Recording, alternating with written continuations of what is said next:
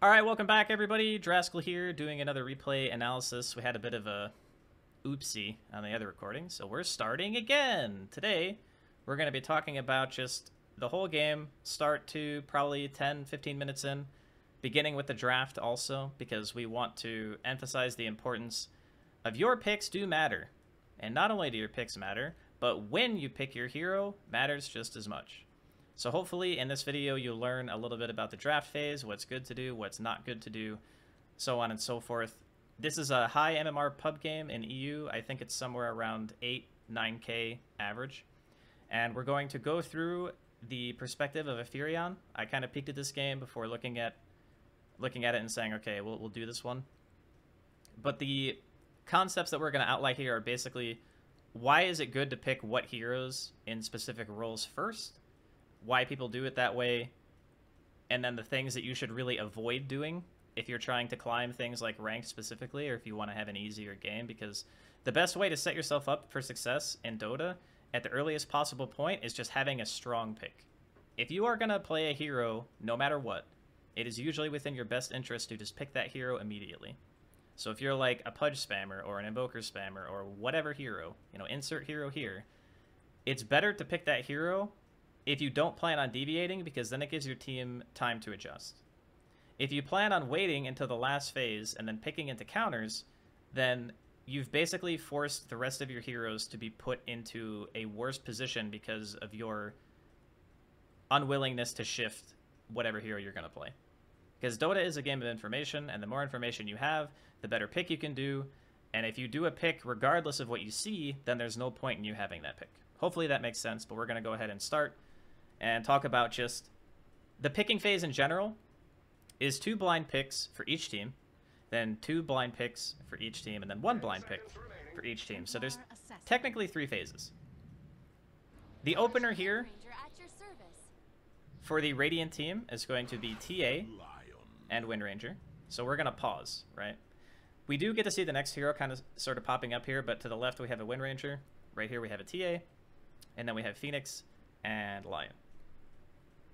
So with these openers, a hero like TA, we already know pretty much where that hero is going to be.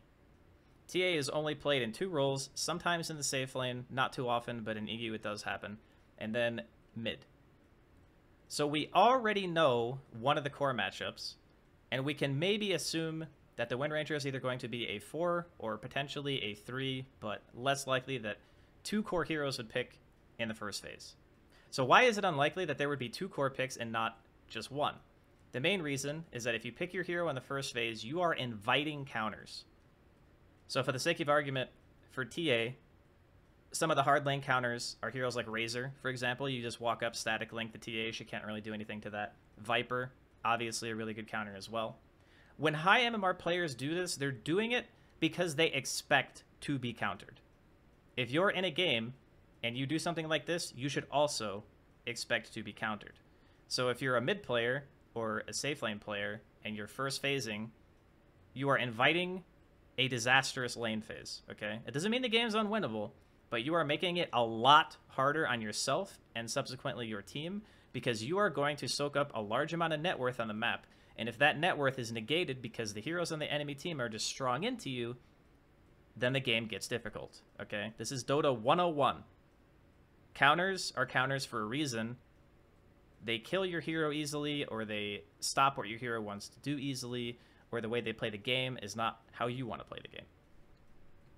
So we already have a good idea of at least 1 core. We're going to see Wraith King. We're going to see Terrorblade. Now, it's important to keep in mind that when these players are picking, we can see them pick 1 at a time, but since it's blind pick, they can't see. So the first phase, all Radiant saw was Phoenix Lion. In the second phase, all Dire saw, or going into the second phase, excuse me, all Dire saw was Wind Ranger and Templar Assassin. So normally, what you'll do, and this is something that I've done fairly often as a safe laner, if you're going to give your mid player last pick, what you can do is pick the hero that is good into the supports that you see, or pick a hero that you know has flexibility in laning that can just leave if your lane is too bad and you can just jungle. So that's kind of what we're seeing come out from both teams. Wraith King is great at jungling. Terrorblade is great at jungling. Both these heroes kind of have an ambiguously strong laning phase. Wraith King can add a stun. He does pretty good damage. He can push the wave. Terrorblade has meta. So they're protecting themselves from having too bad of a laning phase through blind counters by just picking generically strong laney type jungle heroes that can always, you know, make something else happen if their lane goes bad. And that's in the virtue of hitting creeps. So then for the supports, you have Lion and Phoenix for Dire, and then we only see one support for Radiant. So in the case of a Phoenix and a Lion, we know that we have stuns. We know that we have some semblance of team fight because we have Egg. We have a lot of pure damage, like scaling magic damage because of the laser. And then we also have a really hard-hitting carry in Terrorblade. So our draft is relatively well-rounded. And I also want to point out that since this Templar Assassin was first picked, Phoenix and Terrorblade are two extremely good heroes against Templar Assassin. So this guy first picks his hero, and now he's playing into a blind hard counter, which would be the Phoenix.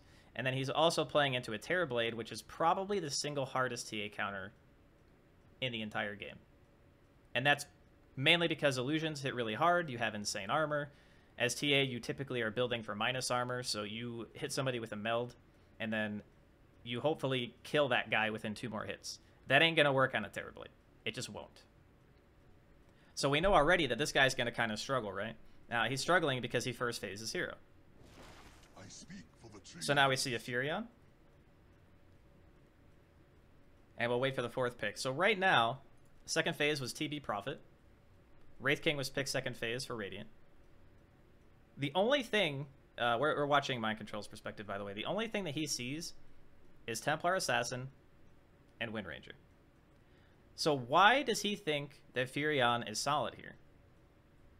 My guess, and this could be wrong, but my guess is that he sees Wind Ranger as a hero, and then he sees Templar Assassin, and he just goes, these heroes probably have a hard time dealing with Treants and pushing into T1s.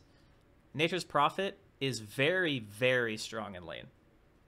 So there's only a few heroes from the safe lane that actually stop him from pressuring. So he looks at his safe laner, and he sees TB, and at a first phase TA, he's probably thinking, I want to play a fast hero. My Terrorblade is probably going to carry the game just based on the first 2 picks that we see. We already have Phoenix, which is one of the hardest counters. So there's not really much they can do to counterpick my Terrorblade. So what I can do is make sure that the enemy safe laner has a really miserable time by picking a super strong lane hero, and then potentially take objectives and open up the map for this hero. Because the win condition for the game right now for Dire is Terrorblade. When you have a hero like that, and he's able to counterpick the mid for free, because he picks TA phase 1. You get this really, really good win condition, which is just Terrorblade gets creeps. And the best way to enable him to get creeps is to take T1s, open the map, and let him just be efficient. You know, he walks around, he hits his creeps, everything is fine. So let's continue, see what Radiant pick up here.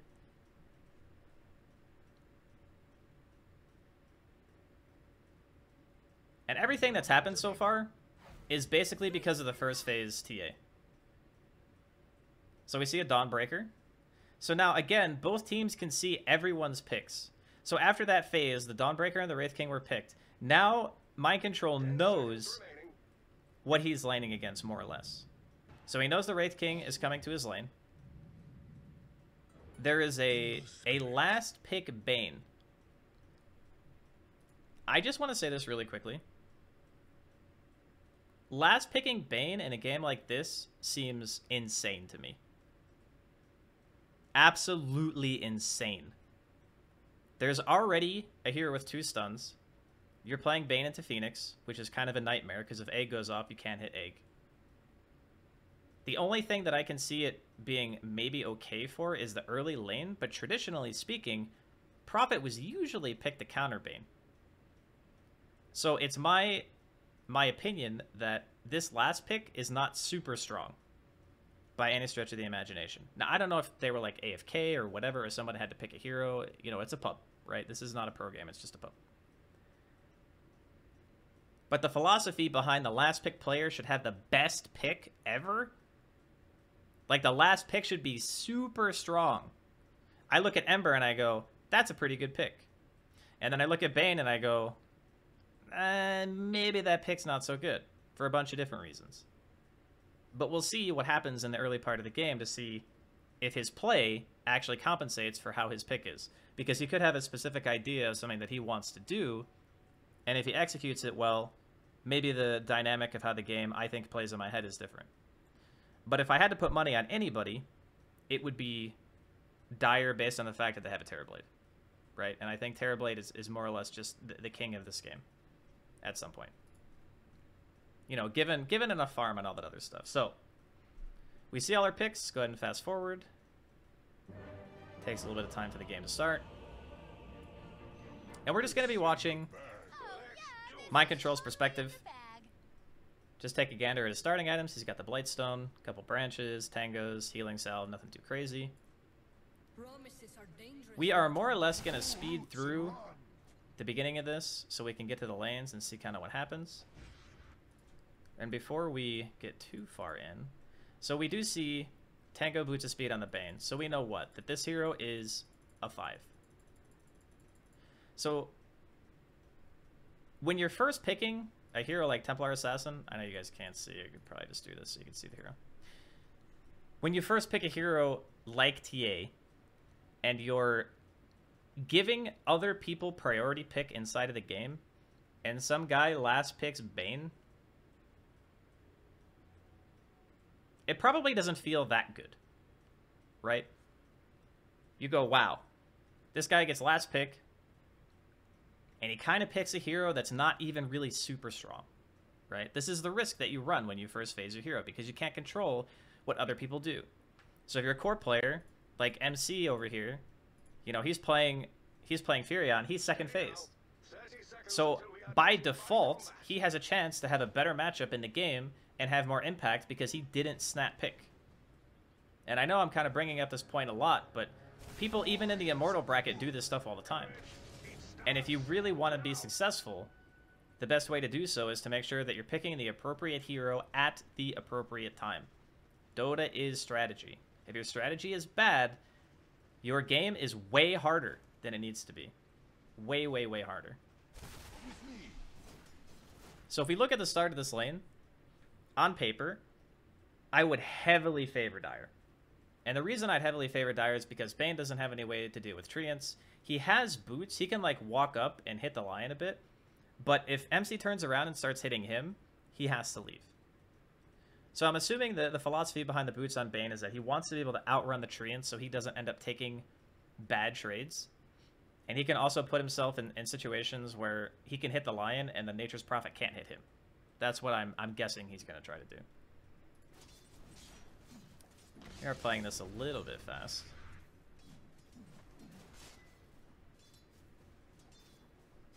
So since this is more of a generalized thing, we can just go over everybody in the lane. Like starting items wise, we'll go over all 4 players and then we'll kind of watch from MC's perspective. This guy's walking to lane. He knows what his matchup is. He's going to go for a ring and he's going to go for a chainmail. He even skills level 1 Vampiric Spirit. So each step here is important. He's not skilling stun because he has a Bane, and their kill potential is more or less 0 at level 1.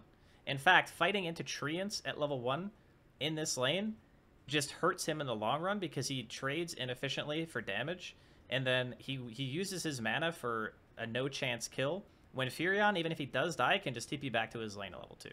There's basically no reason to skill stun, right? Then he goes ring because he knows a lot of the damage he's going to be taking is physical. He's got a chainmail queued, which will most likely be made into phase because armor is incredible against this duo. The main thing about safe lane is you want to, if you can't kill, you want to weather the storm. And the best way to weather the storm is typically buy items that make you not take as much damage, or they give you some form of sustain. In this case, chainmail kind of fits both of those criteria. You get sustain through armor because your regen is more valuable. You take less damage from right click, so on and so forth. So everything in his inventory is pretty standard. Nothing too crazy. All makes sense. We talked about the Bane's inventory already with the boot start. And then this, Blightstone is to more or less increase the effectiveness of his treants when he hits together with them. It's going to make his overall damage output on one unit so high that it more or less becomes impossible to deny him. So if he puts all 4 of his trees on a creep and autos it himself and they all hit together, this creep probably dies from this HP right now if he were to do that. And then for the Lion, we just have the standard 4 boot start. Same philosophy as Bane getting boots, more or less. You just want to be mobile, you want to block camps, you want to get pulls off when you can, and potentially, depending on how the lane's going, you could go for like a 4-minute rune play, perhaps, towards the mid lane if the TA is low on health, because that is a potential kill lane for him. But boots are very, very common for just any Lion player to buy. So what's the goal for both teams? Both teams kind of want to hit creeps. Ideally, the Furion is able to pressure the tower, maybe even eventually take it. I don't see a kill happening down here unless one team overextends. So it's my belief that eventually the Wraith King will just abandon the lane because it's going to be too hard for him to sit in. And then the tower will die. And that opens up the map for MC to make moves elsewhere. And it also means that if the Terrorblade wants to leave his side of the map, he can go to bottom because that tier 1 will be dead. This is kind of what we call game flow. When a tower dies, that part of the map becomes open for somebody else to occupy from the enemy team. And the reason it works that way is because it is a point of interest that your own team, if you were Radiant, can TP to. And if it's no longer there, then getting to that point in the map takes a longer period of time. And because the safe laner has a tendency to transition into the enemy safe lane after the tier 1 is dead, that means that if you are looking for that player, oftentimes that's where he will be. So now we've got all that sorted. We can continue.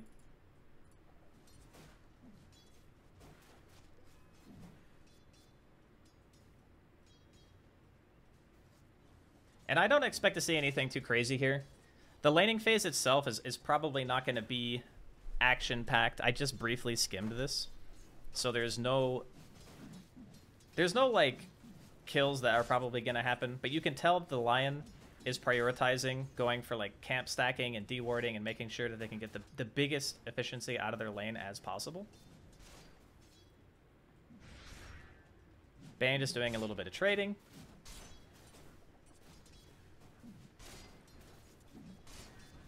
And you can see that MC's kind of auto-attacking a bit, and they're not afraid to like use spells on the wave as long as the spells are also hitting the heroes, which brings me to my next point about just like general laning. Creep equilibrium, in most cases, if you're like lower MMR, who cares? Just who cares? The thing that matters is how you trade within the lane, forcing out regen from your opponent and having more creeps. So when MC is autoing the wave, and when the Lion's like casting spells on the wave and stuff, sure, sometimes it's to deny a creep, but sometimes it's also to make sure that the wave is not pushing too hard into them, and it's also not pushing too hard into the tower. Because if the lane stays status quo, the Furion is going to have a nice time, and the Wraith King is going to farm as well, but as long as either side doesn't get double waved, nobody should die. Usually these lanes start to devolve a little bit if people aren't paying attention to the wave and they start attacking too much. So what happens is you pull the creeps around, and because you're attacking so much, you end up like creating a double wave. And then the double wave can be used to either push or, you know, you get it pushed into you depending how the lane's going, how the spell usage is, and how the aggro toggle goes. But you always need to be very mindful of how many range creeps there are, how many melee creeps there are, whenever you're doing this kind of stuff, because if the lane is pushing into you and it's a double wave, even if your lane is theoretically on paper stronger as heroes, you can end up dying because you think that you're stronger, but you're fighting into too many creeps, and the creeps tip the balance towards the enemy. So when you see people autoing lanes randomly in high-level games, it's not because they're just doing it to do it. It's doing it so that the lane sits the way they want it to. A lot of high-level carries, safe laners, carries, offlaners, even mids do this. And if you pay attention, you'll notice it, and then you can apply it to your own game with some practice. So, like here, he's playing super aggressive. He's just autoing. He knows the range creep is dead. A spectacular dunk! First blood. His Lion has been zoned a bit here. But you see right here how many creeps they have? This guy walks in. I want you to watch what happens, okay? Just this is the importance of the wave. There's 2 melee creeps on this range creep. He's going to hit this range creep right now. It gets denied. But here, he has the creep advantage. This range creep is full HP. This thing does more damage than any other creep in the wave, especially 2 other creeps because it does piercing damage. So when they go in, look at the wave timing, okay? This wave's coming in from this side, and then the other wave's coming in too. A spectacular dunk! So this wave gets here first because he's running up. They're like walking off to the side. So even if they do eventually get a kill, this is going to be a mess. Like, all these creeps are pushing in at the same time. They have a ward down here as well, so Dyer literally sees what's happening. Honestly, if he had run straight back, it might have even been better. Because he would have walked into the wave, and then the Wraith King would be fighting into 6 melee creeps and 2 range creeps at the same time. So now he's just like, wait, you know, what's happening here? Right? He goes in, he ends up paying with his life.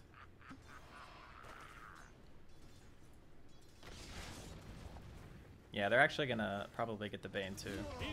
Yeah. So they get 2 kills. The wave is pushing in. The Wraith King doesn't end up missing too many creeps. And honestly, if MC had just walked straight back, the fight itself most likely would have been a lot nicer. Or cleaner, I guess, for lack of a better word. But the philosophy is still there. Get the momentum of the wave.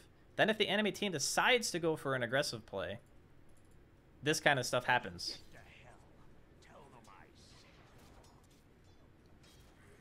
Cool thing about Furion is that you can just TP right back anyway. It doesn't really... Like, he dies before the Bane, which is a little bit of a bummer. But he can just TP back in. And he's still got 3 range creeps. So he's going to TP straight back. He's going to summon trees. And he's going to push the wave even harder. This is one of the best ways to mess with safe laners. This is ours. Anytime you can get really big waves going onto the tower, and you can start like getting free chip damage on the carry player, as a 3 or a 4, that's always beneficial. And you'll notice too, when the Wraith King was under his tower, he was autoing the wave as well. He was autoing way more than one would think that you would need to, but the creeps dying faster, even 1 or 2 auto attacks, all that stuff adds up over time. You know, MC auto attacks like 5 or 6 times extra, the Wraith King doesn't auto attack at all. All of a sudden, you got 2 waves under your tower. That's all it takes. That's why it's so hard for people to recognize when the lane is pushing or when it's not pushing, because that kind of stuff is more nuanced about the lane. Now here, again, the Bane was kind of walking backwards into creep, so as soon as the wave gets there, they have to back. Because the Bane can't tank a full creep wave and getting hit by 2 heroes, he'll just end up dying.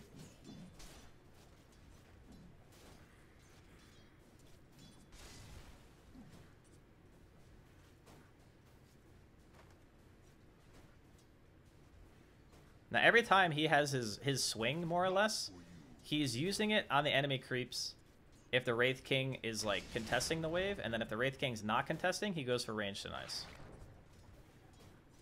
Getting some free chip damage here. And you see in that, even in that trade, he took a fair amount of damage from the wave. Because he was prioritizing hitting the Wraith King, and the Radiant side had a range creep alive, and he didn't.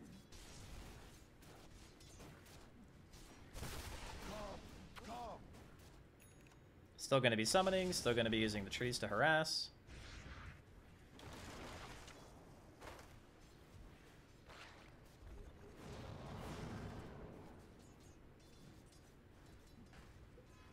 The chaotic nature of this lane is something that's very common with Furion, by the way. Because of how much Furion wants to auto-attack you. And the other thing about this hero as well, many people might not know this, but his stat gain is absolutely absurd. Furion has the highest overall stat gain in the game. 2.6 strength, 3.6 agility, 3.7 intelligence. Which means that every level he's gaining, what is that? 6, 8, and then 9.2, 9.9 stats. He's gaining almost 10 stats per level. So this guy is clicking on you all the time, right? He's got good base armor, he's got good damage, he's got okay health. But that's why the lanes get so crazy, because the wave is always getting pinged around, and if they're not experienced players, and they don't know how to stop the lane from swinging one way or another too heavily, you end up in situations with double waves or even sometimes triple waves pretty often. And that makes the game very hard for a lot of people to play at like the lower MMR. So when these guys are auto-attacking casually sometimes, it's because they're preventing that from happening. This is an extremely high-level MMR game, so these players understand that if I don't do some of this autoing stuff, the wave is going to end up swinging too hard one way or the other, and we don't want that.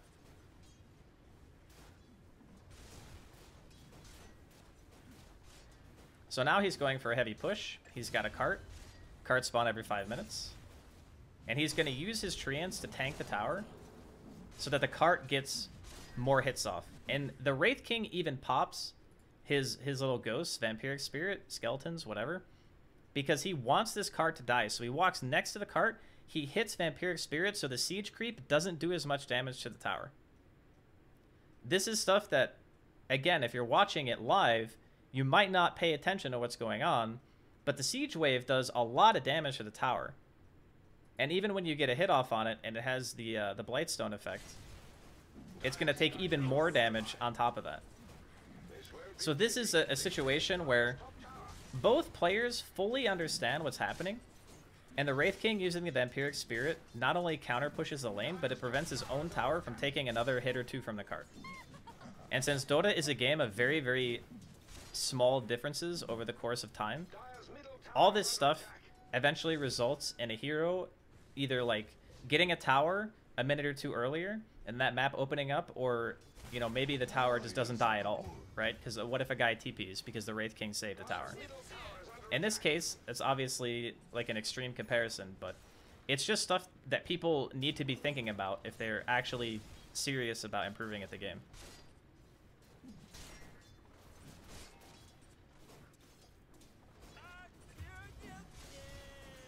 And so far, it's just more of the same. MC obviously sees the cart from the Radiant side, so he knows that he needs to get the wave like kind of whittled down over time.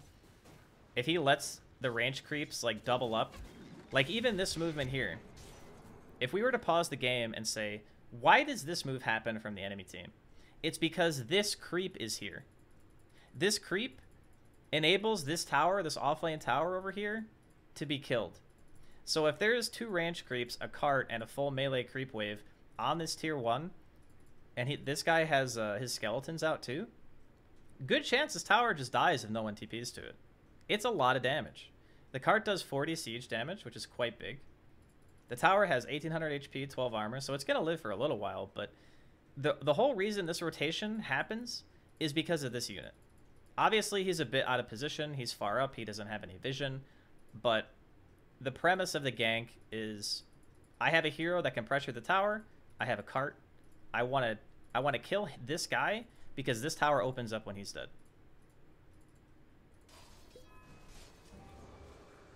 We'll see if they actually get him. So he's able to TP out, saves himself. That's a really, really solid escape. Opening with a shackle was probably not the right play. And I would expect him to maybe even ult, because he's going to get another wave soon. Maybe he just wants to save it for a kill. You'll also notice that carts always prioritize hitting towers if they're in range. Alright, so the cart doesn't get to do any damage, which is good. I think it hit twice. Not a huge deal. It looks like they're going after Dire's middle tower. But you can expect another move like that to happen roughly 10 minutes. Because at 10 minutes, the cart spawns. And then roughly 10:30, it's in the lane, and then another play can potentially be made around that. He's heating up. So up until this point, MindControl really hasn't left his lane.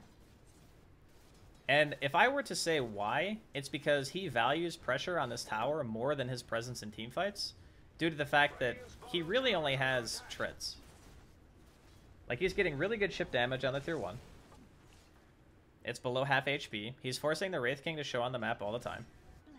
So the Wraith King's not going to be able to come to fights and feel good about it, right? Because he's more or less being occupied by the pushing of the lane.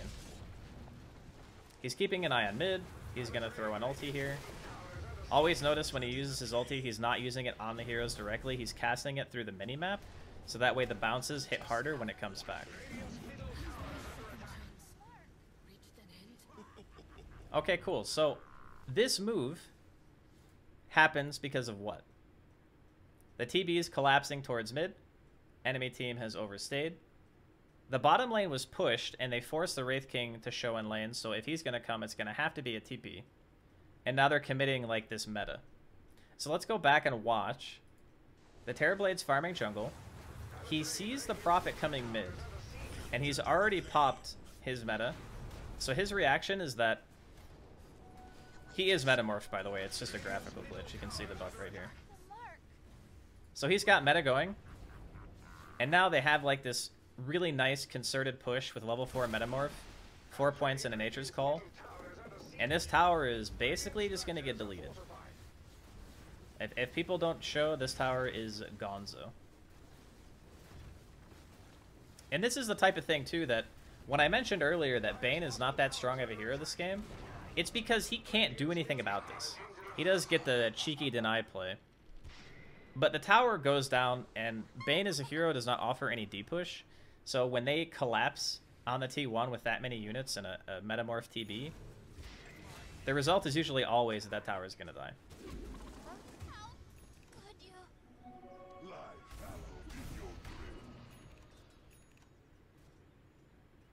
Alright, so with that, I think we're going to recap a couple of things, maybe wind up the video, because this is kind of just like a very generalized game plan, strategy, early game, like draft focus kind of video. And I don't want my videos to all be an hour long. It's really hard for me to talk about Dota without talking a lot about Dota. So it's a process, but we'll just say this. The picks that happened this game, the Nature's Prophet, to me, made sense because of the heroes that were showing. The last pick on the enemy team was kind of weak, but even despite that, right now at 10 minutes, they're kind of doing really well. If we were to go through the whole replay, I would most likely say, based on draft, that Dire would win. And I think they would win because I feel like Terrorblade just becomes the most powerful hero in the game, item-wise, against the TA, the Wraith, and the Dawnbreaker, I guess, who's being played as position 3. And I don't particularly think there's too many scary things they can do to really, you know, item-wise, to kill that hero. But given the start of the game, I would assume that if the game keeps going, there would be like another meta, maybe some more tier 1s being pushed based off that. And then Dire would basically go for map control through pushing waves, and then trying to outnumber the enemy team by pushing and then forcing teleports, and then using the Prophet TP to outnumber the opponents. That's kind of how they want to fight. But yeah, pick your heroes wisely. Pick them when you understand what you're seeing. And if you don't understand what you're seeing, then you need a lot more practice. But the general rule of thumb is this. Pick your supports early. Pick your cores later.